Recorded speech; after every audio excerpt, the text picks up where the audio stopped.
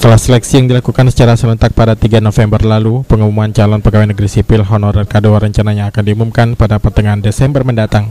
Untuk honorer Pemkot Palembang ada sebanyak 1.570 tenaga honorer K2 yang mengikuti tes CPNS, dengan rincian honorer guru 656 orang, tenaga kesehatan 90 orang, dan tenaga teknis 824 orang. Sementara yang akan diterima nantinya hanya sekitar 400 CPNS.